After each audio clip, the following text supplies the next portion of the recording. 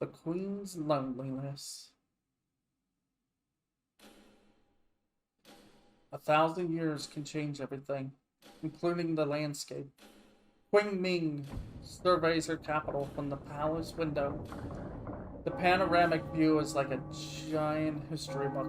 The volcano, towering in the distance, which used to spew clouds of smoke, went dormant 700 years ago.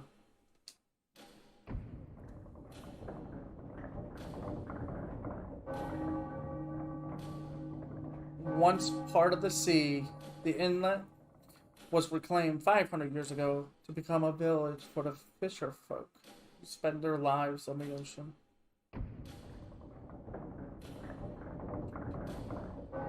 The river once arched grandly across the landscape, but the deluge that occurred 300 years ago became the occasion for major flood control construction in the form of a perfectly straight channel. Where the river used to curve there is now an oxbow lake in which reeds grow in profusion, and the banks provide the people with a rich natural bounty.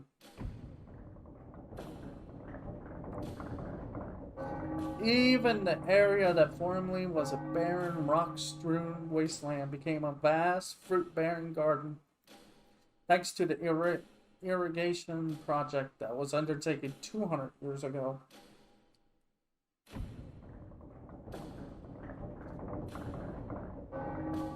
The mountain that was the center of the people's religious faith was enveloped in sky-scorching flames 100 years ago, formerly swashed in a thick green covering and seen as the home of the gods. The towering peak was transformed into a bare rock pile by a forest fire that burned for 3 days and nights.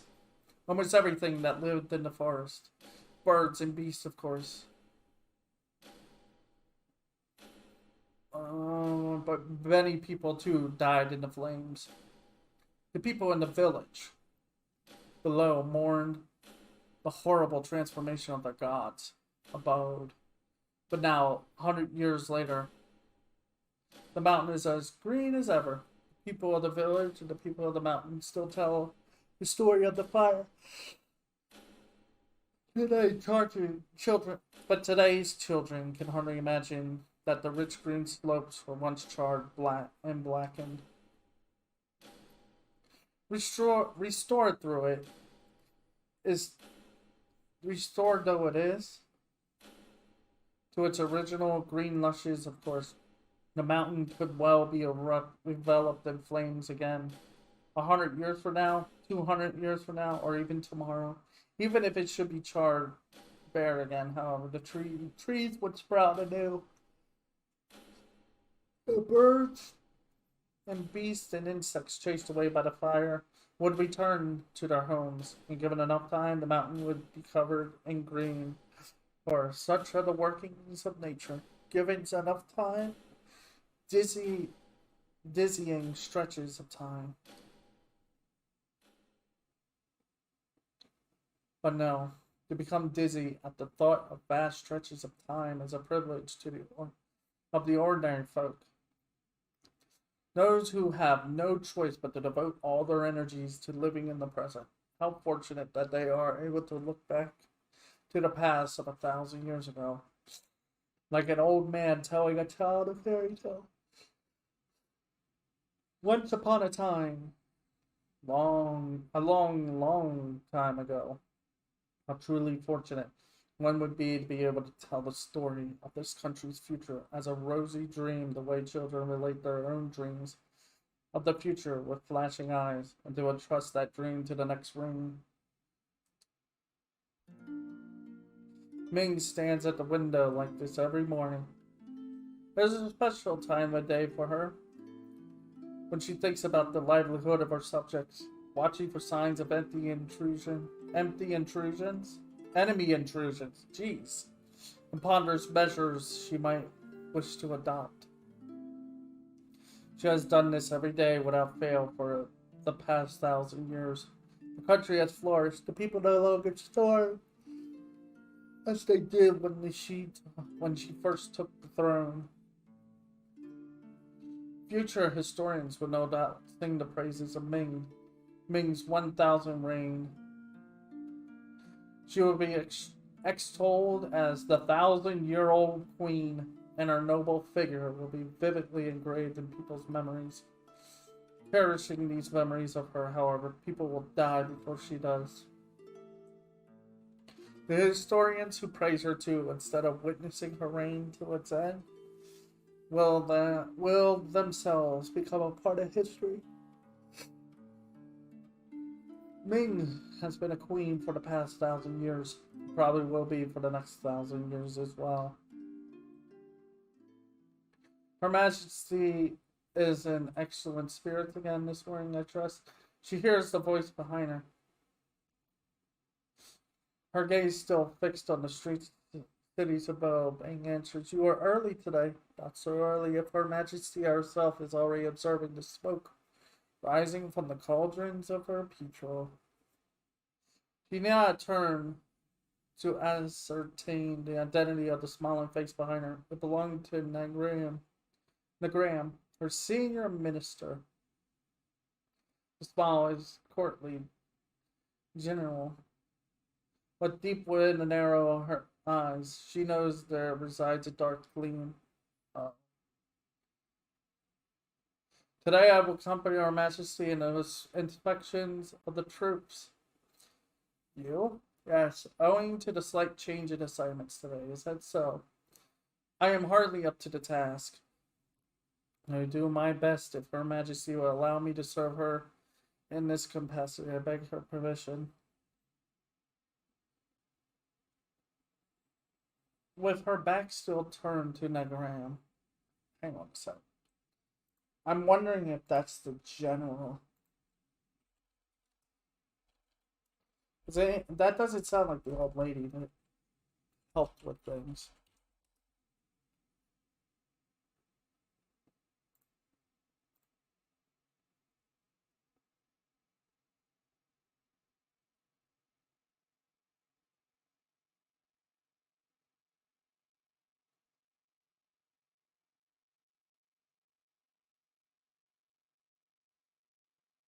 Oh, I guess there's no input. Okay, so some people, I guess. Okay. Ming gives us. I think it's just a. Yeah. Ming gives a silent nod. Ah, yes. She thinks to herself with a bitter smile. The plan goes into action today. Ming has sensed for a very long time that Nagram is up to no good. He apparently has seized command of certain units of the Royal Guard, scattered throughout the city too. His people are laying low, ready to set fires as soon as his orders come down. No doubt about it, today when the regular ceremonial inspection of the troops is scheduled to take place, it's the perfect day for a coup. When Nagram leaves, Ming enters her office and silence Haynes, the most senior of her ministers, a true elder, statesman, and her most trusted confidant. Haynes, who sports a luxurious beard, has served Ming for over 40 years. Your Majesty, I understand Nagram was here earlier? Yes, apparently he is to accompany me to the inspection of the troops. This is all she has to tell him. Stroking his bushy beard, Haynes says, "That means they've run out of patience." I know. I'm sure they can't wait to get started. What a fool Nagram is. Actually, I had no idea that Your Majesty has been letting him set his own traps. If he were smart enough to realize that, he would be taking at least 2 more years to make his preparations. Excuse me? Is that how long you think? Then he would have much more power at his disposal. He could link up not just with the Royal Guard, but also the main body of the army and the police force. He could conspire with external enemies and arrange for them to invade just as the ceremonies were getting underway. Then his coup would probably succeed if he had the long-range vision to include the wealthy merchants. and intelligence, among his allies. He might even be able to mount a revolution that would overthrow the monarchy itself. That's what I would do if I were Nagram. As long as I was undertaking a coup, I would think about that. I would think about that much at least. That scares me, Haynes. No. Oh, could I hide the fact that all this talk of successful revolution was making him uncomfortable? Her Majesty is unmatched by any enemy except one. Her Majesty herself. He may be right. She had an enemy with an eternal life like hers, who was willing to devote all the time needed to planning a revolution, be it a whole century or even two. The results would surely go beyond revolution and develop in a full-scale civil war. But why? Well, you have to think, why would another immortal want to do that in the end? It's like, human lives, however, are limited in duration. And because of this limitation, humans rush to achieve results before they are ready. The Graham is one of them. If he could live 200 years, to say nothing of 1,000, he would not be trying to take up arms at such an in-between point in time. Still, says Haynes, I have to admit that Nagram has extended his forces far more successfully than I ever imagined. What have I been doing all this time? I am ashamed of myself. Don't let it bother you, Haynes. Thanks to your inattention, we will probably be able to smoke out more Allah, many more rats. Ming gives a satisfied chuckle. Nor is this more bravado on her part. They chose not to arrest Nagram at an earlier stage, but allowed him to swim free for a while in order to take the opportunity to net the entire force of rebels, both inside and outside the palace. Yes, I know. Isaac goes on to explain the plan for crushing the coup. His plans are impeccable. The coup has virtually no chance of succeeding. All they need to do is carry out a wholesale arrest of the rebel royal guards units that rise up in the palace, and the partisans lurking in the city. There will be some time before any those were outsized ambitions show up again. This will be our first purge in 15 years, Haynes remarks. Has it been that long? It certainly has. Your Majesty, this fine beard of mine was jet black last time.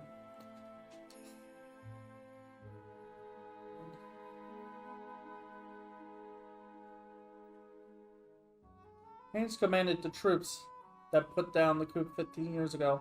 Loyal, courageous, and cool-headed. He is the ideal staff officer. Without a doubt, he is one of the very best military advisors Ming has had in over 1,000 years on the throne. How selfish of me, Haynes. I should have let you retire years ago. That is out of the question, Your Majesty. Serving you is my life. I'm deeply honored to have this final opportunity to be of service. True. Not even this superb retainer could be with her through all eternity. In another 5 years, 10 at the most, Haynes, like other royal retainers of the past, would be laid to rest to the sound of military cannons. It's always like this. Just as the ambitious ones rush to make their mark because they cannot live forever. The loyal ones in whom she can place her complete confidence stake their very lives on serving her because they cannot live forever. They carve their names in a single line of history, and then they depart from Ming for the rest of eternity. Ming herself goes on living. Eternal youth, immortality. So this is the dream of humanity, is it? None of them know the loneliness of eternal life. When Haynes next addresses Ming, there is a new urgency in his words. About the troops that will quell the uprising, I will command the ones outside the palace. Do I have Her Majesty's permission to command the interior palace guards in the hands of my young protege, Yan? Ah, yes, Yan. He may be young, but he is extremely capable. I have nurtured him carefully. I know he will serve Her Majesty splendidly after this old soldier is gone. I would like to give him the opportunity to distinguish himself in the current emergency. Himself is fully aware of Yan's outstanding qualities. Young as he is, most certainly, he far excels the other Camberlains. In both the civil and military arts, he is undoubtedly the prime candidate to succeed Haynes as Ming's top general. What are Her Majesty's thoughts on the matter? Alright then, let him take charge. Her Majesty has my unbound thanks. I'm sure Yan himself will be deeply moved to learn he has earned Her Majesty's confidence. Haynes all but prostrates himself before her, an expression of relief on his face at having attained Ming's permission. But still, he continues, Her Majesty has been wary of Nagram for a very long time. True, she says. Meanwhile, this old soldier of yours has no idea whatever that... Meanwhile, this old soldier of yours had no idea whatever that Nagram might be planning a rebellion. You're ashamed to confess it now, but to me, he seemed the very model of loyalty. How is it that Her Majesty was able to see Nagram's actual disloyalty? Ming only smiles without answering his question. The same thing happened at the time of the coup 15 years ago. Hang continues. The only reason that we were able to suppress the revolt before it even got started was that Her Majesty saw it coming before anyone else. Then, as now, I was blind to the traitor's plot. If you say so, Hannah. Has Her Majesty forgotten? Well, it was so long ago. Ming tries to evade the issue. There was no way she could have forgotten. The ringleader of the coup 50 years ago was trusted retainer. When she first broached the subject to Haynes and the others, warning them to be on their guard against the man, all without exception insisted that he, above all, was beyond reproach. In the end, Ming's suspicions proved to be correct. She knew. Faithfully, he carried out her orders. However warmly he showed his loyalty. She knew. These days, however, she has begun to wonder on occasion if that is something to be grateful for. The landscape is not the only thing that changes in 1,000 years. People's hearts also change. After numberless meetings and partings over the centuries, Ming has come to realize the tragedy, the evidences of trust. She no longer trusts anything in words. Neither can she fully trust everything in action. She knows by looking at a person's eyes. That way she can tell everything to a mysterious and disheartening degree. In the eyes of all those who would bring harm to this country, without exception, there resides a dark gleam. It is there in all of them. The man plotting a coup, the man secretly involved with foreign enemies, the man fattening his purse, taxes wrung from the people, the female spy who seduces high ministers or extracts state secrets, the man who accepts huge bribes from merchants eager for becoming an official purveyor to the royal household. Neither their words nor their deeds give them away. Often the man himself has no idea of the misdeeds he will commit. But Ming can tell. Only Ming, who has lived there 1,000 years. The silent voice tells her, be careful of this man. Don't take your eyes off that woman. This was not the case in her youth. But having repeatedly tasted the bitter experience of betrayal, she has been assailed by her own regrets and self-reproach. She has learned to doubt. Ming can see what no one else can, that dark gleam deep in the eyes. This has enabled her to ward off a variety of disasters before they could start. The kingdom has managed to flourish because Ming has more often chosen to doubt than to believe. This is the best course for her to follow as queen. It is, however, an infinitely lonely way to live.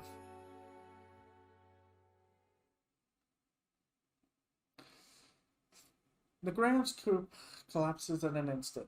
The rebel units of the Royal Guard who draw their swords against Ming during the inspection of the troops in the plaza, become the prey of Yan and his men, who have been hiding around the perimeter. Meanwhile, the anti-rebel forces under Han's command pounce on the Graham's followers, who have been gathering to set fire to the city and arrest him without resistance. Poor Nagram grovels to the earth begging for his life. To him, Ming only says, I grant you the right to die with honor. A soldier lays his sword before Nagram. Wordlessly, Ming conveys to Nagram that it is time for him to take his own life. She turns on her heels and returns to the palace under armed escort. This will keep anyone from having thoughts of fomenting a rebellion, for a while at least. The peace of the kingdom has been preserved, but it will not last forever. When the memory of Nagrand's coup begins to fade 10 years from now, 20, or even 100, another man with ambition will emerge as has happened so many times before. It is the role of the queen to accept this endlessly repeating cycle, Ming tells herself, sighing. Ming is standing at the palace window, surveying the city streets below when Yan enters the room. Your Majesty, I'm here to report that Nagram successfully took his own life a short while ago. Oh. Did he dispatch himself with dignity? He did. Traitor though he was, he died in a way befitting a commanding general. Returned his body to the family with all due ceremony. She turns and stares straight at Yan, whose spine stiffens under the onslaught of her gaze, and then she sees it without a doubt. Oh no. That dark gleam. She's deep within his eyes for one fleeting instant. So Yan is another one, is he? She thinks with a bitter smile, unable to fathom the meaning of her smile. Yan is at a loss for words. Thank you for all your effort, Ming says to him. To the side, she turns to the window again.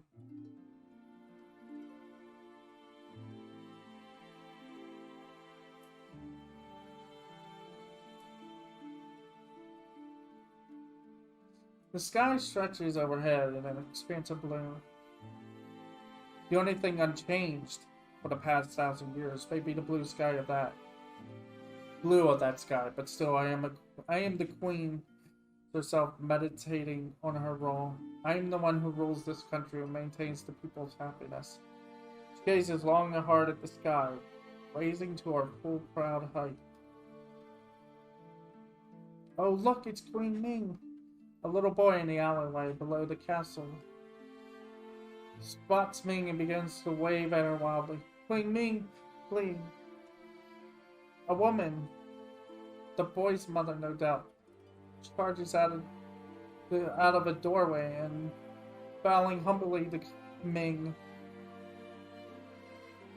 scolding the bar for his rude behavior. Ming herself waves back at him. A placid smile on her face, smiling joyfully at this unexpected response from Her Majesty the Queen. The boy starts jumping out, shouting, Long live Queen Ming! Long live Queen Ming! stares again at the sky above. Unchanged though it has been for 1,000 years, the blue of the sky penetrates more deeply into our eyes and our heart than it ever did in the days of our youth.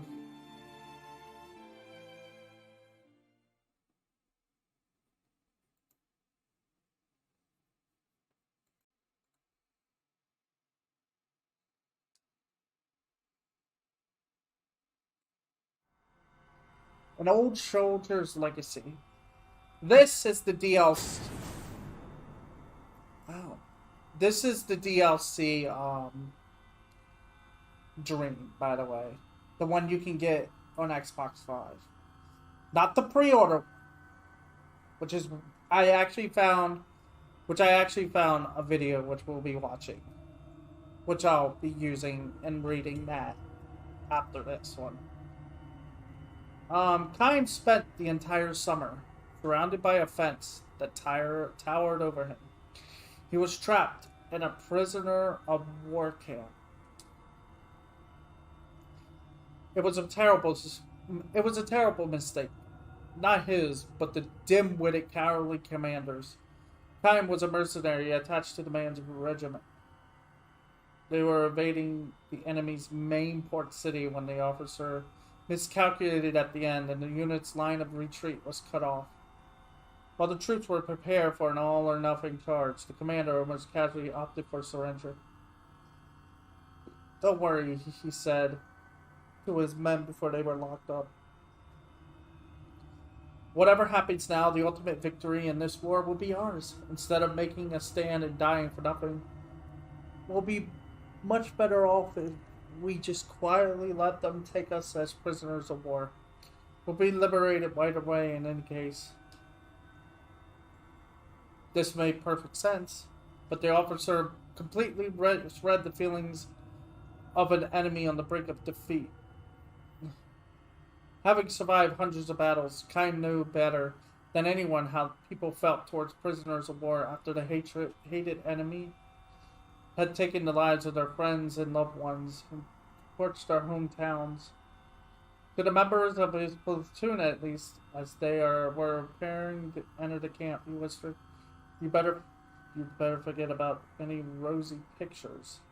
This could be worse than the battlefield."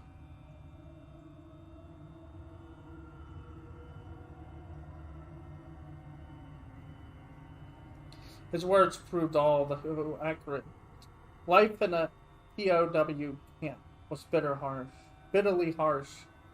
Day after day, the men were forced to do back-breaking labor on the diet of scraps. The sick and injured were untreated and were not even allowed to rest. To collapse on the job was to die. Indeed, several of the prisoners died, not by collapsing on the job, but by brutal beatings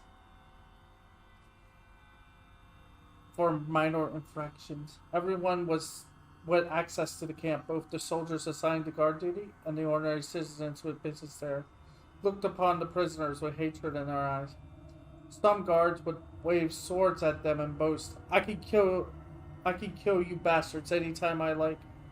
And certain officers slaughtered one prisoner or another, disguising the killings as accidents.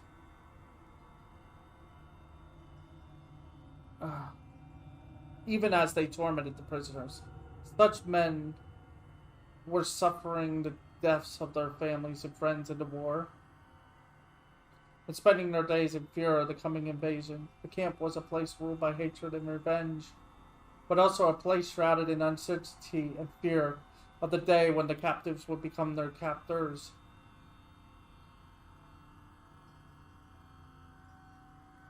This tense, complicated atmosphere ate away at the spirits of all, friends and foes alike. The horror of war lay not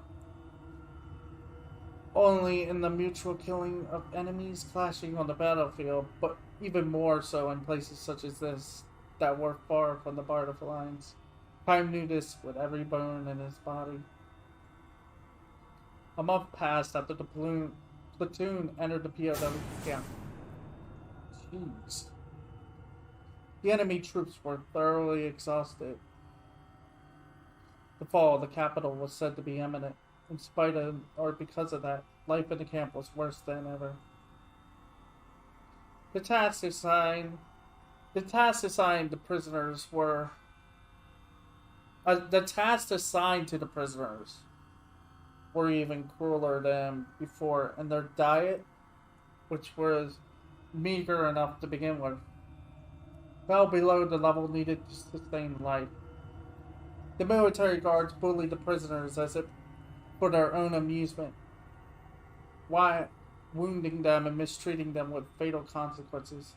All kinds of civilians did their part too, hurling human waste over the fence into the camp, and even if secret stashes of food might be left for them, none of the prisoners dared eat them for fear they might be poisoned.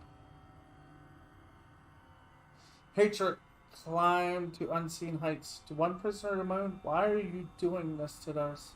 The guard spat out the answer, "It's just what your country is doing to us." And it was true. All the young men of the enemy country are being sent into battle, where most of them were being killed. Whole towns have been burned down and transformed into rubble. While the soldiers assigned to guard duty knew that defeat in the war itself was certain, they continued to be victors where the POWs were concerned. And while the captured soldiers believed in the victory of their fatherland and waited for the day when they would rescue them, they continued to be vanquished among victors. The moans of the POWs could be heard throughout the camp. Oh, prisoners of war. That's what POWs. I had to think for a moment. When is the war going to end? The war doesn't have to end. Just let them get us out of here. Have we been abandoned by the fatherland? And kept offering the same advice to them again and again. Be patient. Don't give up hope. Time knew everything there was to know about war, and so he realized what was happening now. The fatherland's supreme commanders were trying to bring down the capital first, and leaving the fall of this military port city for later. The POWs had, in fact, been abandoned. The commander-in-chief would no doubt say, "For the sake of great victory, we cannot let ourselves be concerned about a small setback." And he would be right. But precisely because he would be right, Kaim could not convey this to the prisoners, who firmly believed that their side was trying their best to rescue them. One POW after another made plans to escape, and for every one of those, there was an informant who exposed his plan to the guards. No type of prisoners had the same thing in mind: to save himself alone. No one could be trusted. There were even some informants who made up phony escape stories about perfectly innocent men just to put themselves in a little better position with the guards. Do anything awaiting such traitors, when the war finally ended, would be the revenge of their comrades. As much as they understood this, all they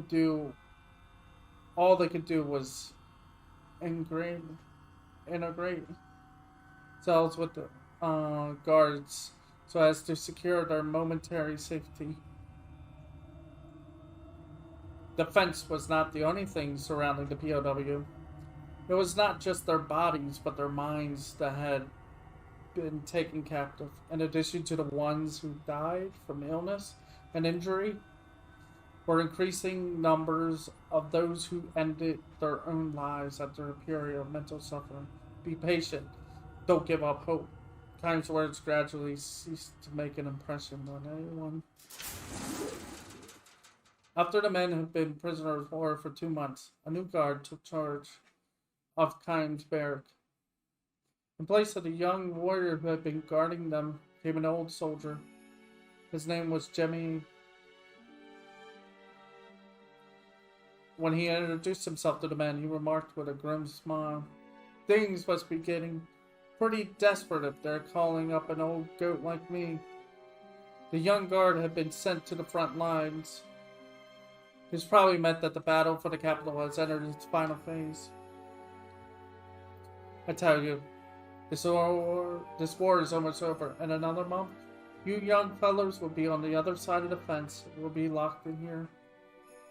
Our positions will be completely reversed. Jamal needed no prompting from the POWs. And his voice contained none of the hate-filled agitation of the young guards. All you fellows have to do is hang in there a little longer. Be patient and not. His words were almost identical to Kine, which means that Jamal, like Kine, had experienced many a battle over the years. We may be in positions, but deep down we're the same. You men are unarmed prisoners, and will be under your control as soon as you come to occupy the country. I'm what you will be tomorrow, and you are what I will be tomorrow. I don't know how long we're gonna go on like this, but if you stop and think about it, isn't it stupid for us to keep hating each other and snarling? Let's at least try to get along. He twisted his wrinkled face into a big grin and laughed aloud. His smile deeply affected the mentally and physically exhausted men. Before they knew it, they were smiling too. This was the first carefree smile that any of them had managed since their capture, or rather, time on the battlefield. This was not limited to words, of course. The change of a single guard was not enough to substantially improve the prisoner's treatment.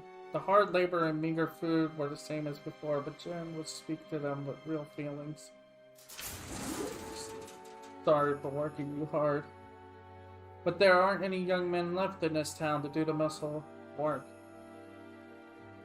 We're not just making you do these jobs to punish or discipline you, but because the town needs your help with these construction projects. I'm sorry we can't give you anything decent to eat. I really am. But everyone outside the fence is starving too. We're all in this together, so try to We'll try to order somewhat easier jobs for prisoners who had taken ill, and it would sneak them extra food. That was the kind of guard he was. The prisoners started calling him Uncle Jim, and would even joke around with him sometimes. We'd be better off if the other guards were like you, Uncle. Which Jamal sighed sadly. I'll tell you what, if I had known that there were people like you in this country, I would never have volunteered. I'm not forgetting my place as a... Your hand once. Jamal allowed himself the faintest of smiles at this and gave the man his hand. You know something, Kyle? Sitting down beside Kyle during a break in the hefty lifting. It was a clear, beautiful day, but the sunlight pouring down on them had lost its midsummer glare. The season was shifting to autumn. I'd say you're a little different from those other young prisoners, am I? I know you've seen your share of battles. I can smell it on you. Himes' only reply to Jamal was a strange smile. But Jamal seemed to have known what Himes' response to his remark would be, and he wore the same kind of smile as he carried on the counter. Why haven't you escaped? It would be easy for a man like you to break through the flimsy security they have here. You give me too much credit. You could make it by it yourself. By taking everybody with you would... But taking everybody with you would be tough. Is that why you stayed?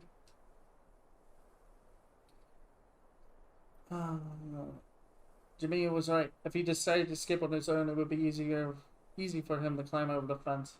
If, however, he managed to gain his freedom, the prisoners he left behind would be punished, or at the very least, would have to live with increasing hard security measures.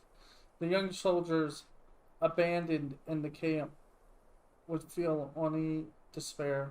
If he was going to escape, it would have to mean getting everyone over the fence. Most of the others, however, were so wasted away that they were beginning to losing the strength to go on living. Men like that could only bring the drag on his own flight to freedom. You're a kind-hearted Farlow, aren't you, Jimmy? You're a smart one too, I'll bet. What do you mean by that? Any soldier with as much experience as you has already seen the handwriting on the wall. The war is over. Another 3 days, maybe a week, our side is going to announce a total surrender. Right now, we're just making our last stand out of sheer stubbornness. The second the war ends, your prisoners will go free and will take place. Yes, and it'll just be a little longer, really. All you have to do is hold on a little longer. You must know that as well as I do. So you're probably not even thinking of making the effort to escape. McKay nodded.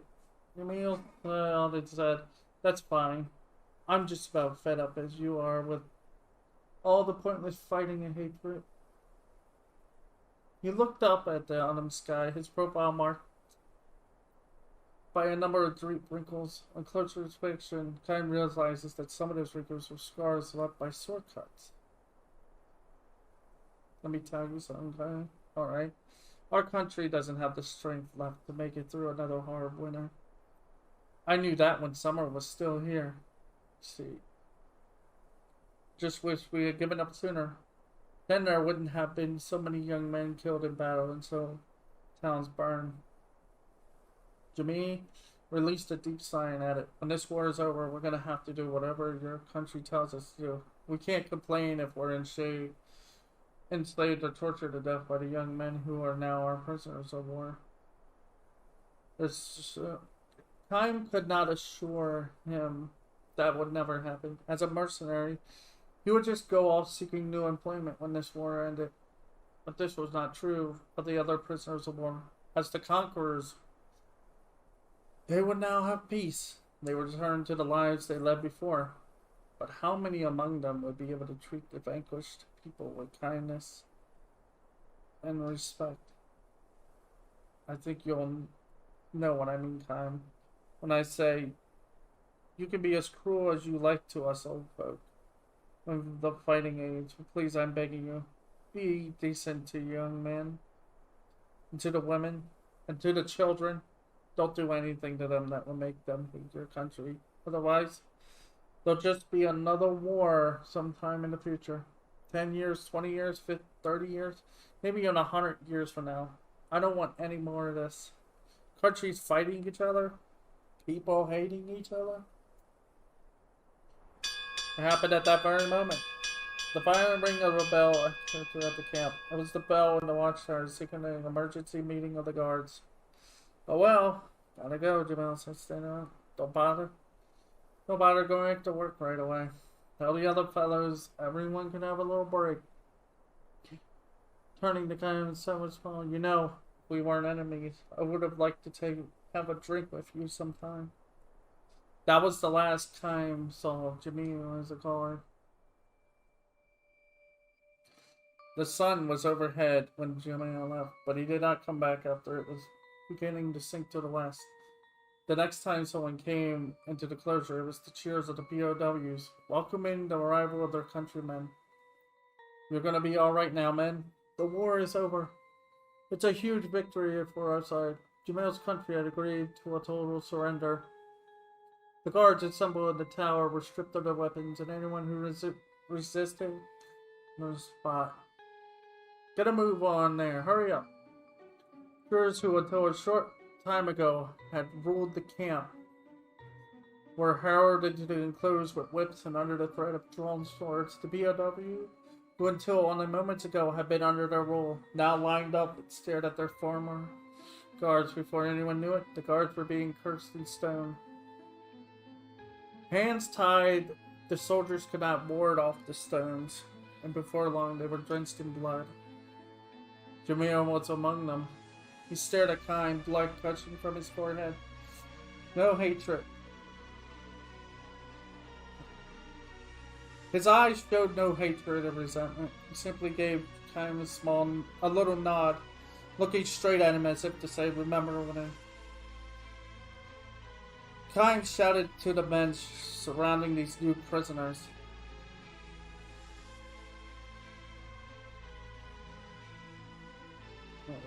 Kime shouted to the men surrounding these new prisoners. Stop it! Stop it! They surrendered. Leave them alone. But liberated from the fear of death and from days of humiliation, his young comrades, wide-eyed and screaming like animals, went on stoning their former guards. Can't you see who this is? It's Uncle Jameer. Stop it! Gave him a contentious snort and all but spit out the words. The old bastard was just sucking up. For when our side won, another soldier, the young man who had asked to shake, he might act like a good guy, but an enemy's an enemy. Besides, he's just some old geezer from a country pounded into the dirt, grabbing hands that were ready to hurl stones.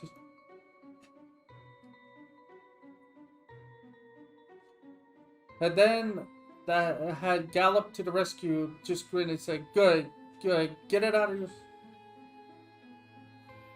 Oh.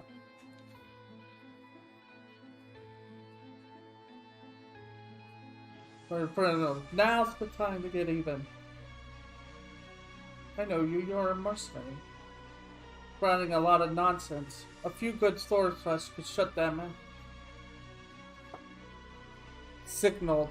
The commander's aides. Warriors of our beloved Father Kingdom, kill these soldiers first.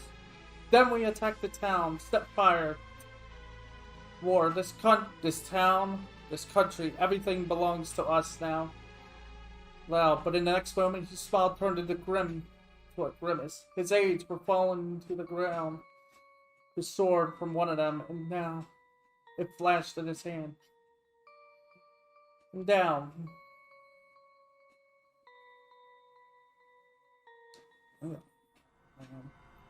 But it was too late.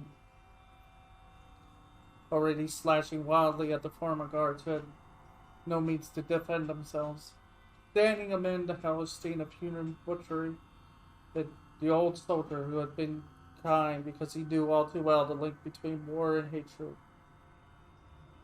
To the ground without uttering a word, a hateful blade thrust into his back.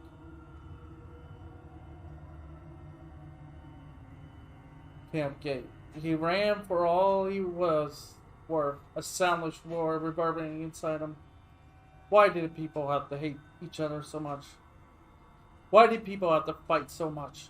And why was it impossible for people to stop fighting and stop hating? He did not know the answers, saddened and frustrated by his own incomprehension. Time ran at full speed through the rubble of the town.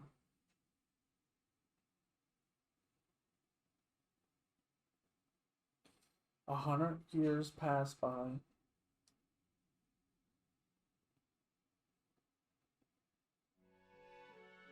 This is it, Kime, the commander says with a smile. I'm immensely grateful for the magnificent job you've done. You can name your own reward. War is over. The last great offensive is about to begin. This should bring the war to a close. It's taken 100 years.